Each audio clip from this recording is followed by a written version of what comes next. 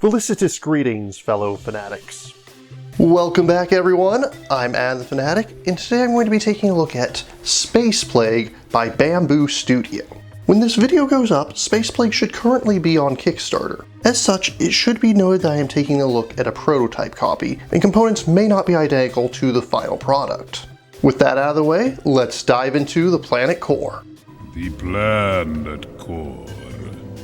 In Space Plague, 2 to 4 players will vie for control of a planet. Each will take on the role of one of 4 alien races: the Slimes, the Reptilians, the Horny Goats, or the Flat Earthers. I do not want to hear any comments about the third one. Over a series of rounds, players will march their forces forward, trying to get as many as possible into the planet core. Whoever has the most of their alien race inside the planet core at the end of the game wins. To begin setup, players must first choose a planet to vie for supremacy of. For this setup example, we'll be taking a look at Braddock.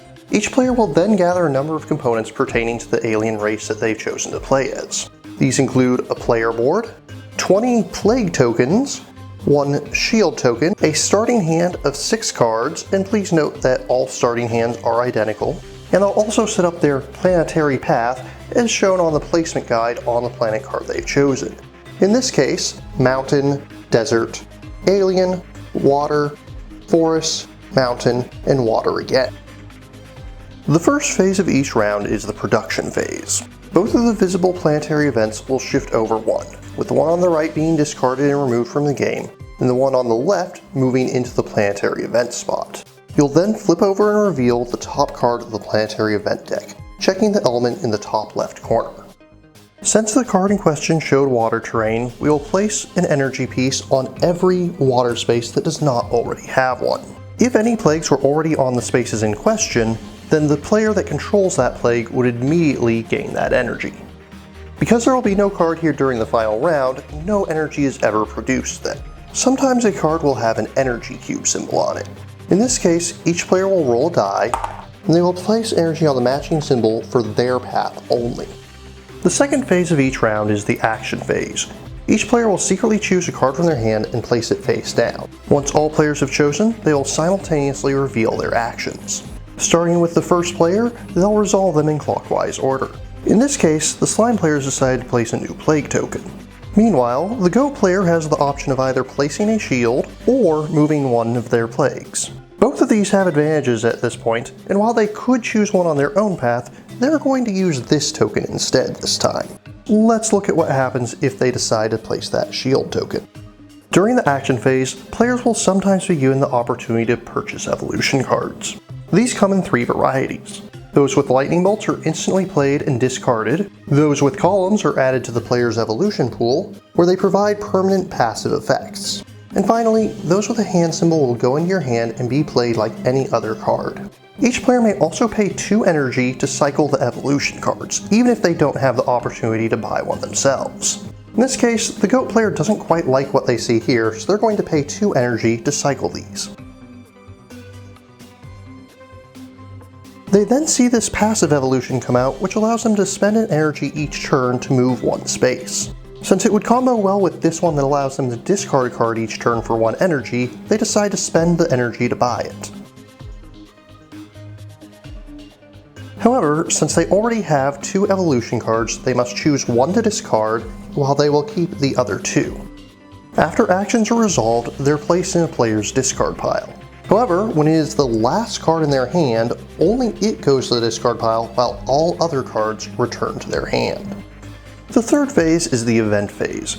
You'll begin by looking at the planetary event card on the right. In this case, we have 2 steps. First, each alien plague on a mountain space would move forward 1, then all alien plagues on desert spaces would be destroyed.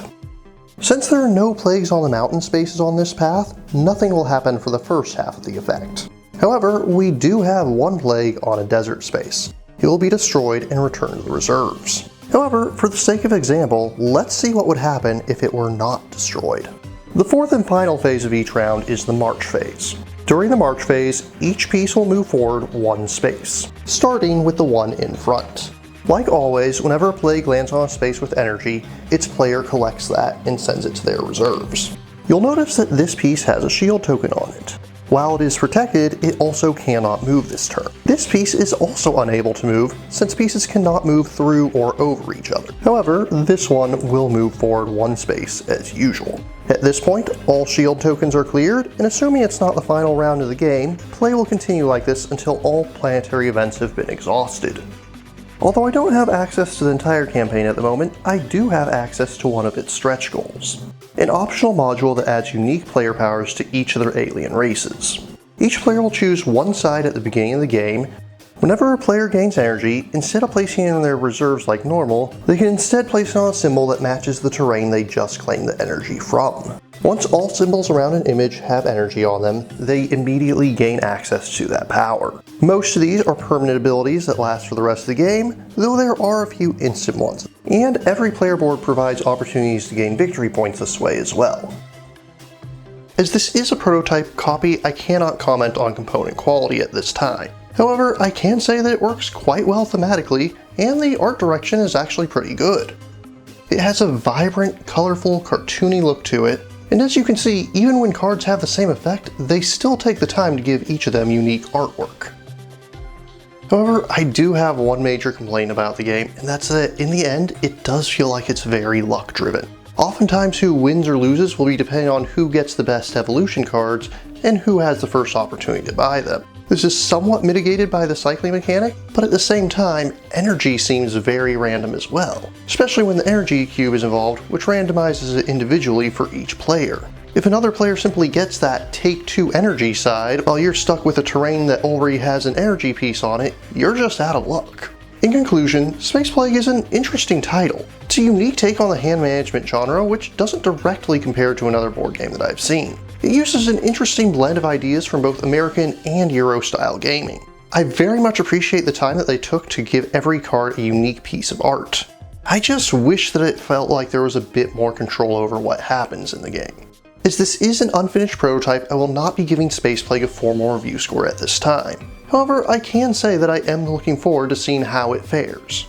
If you're interested in backing Space Plague or learning more, links are included in the description. But what about you? What do you think of Space Plague? What other games can you think of that went the extra mile with their artwork? If you have any questions, remarks, or opposing points of view, leave them in the comments down below. Please remember to like, share, subscribe, and ring that bell. Until next time, farewell, fellow fanatics.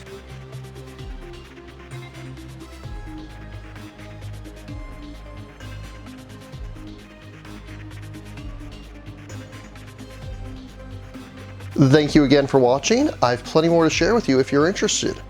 You can click up here above my head to subscribe to my channel. You can click over here on my monitor to see the most recent video that I've worked on. Or if you prefer, you can click up here to open this mysterious vault and see what video that the YouTube algorithm has picked just for you.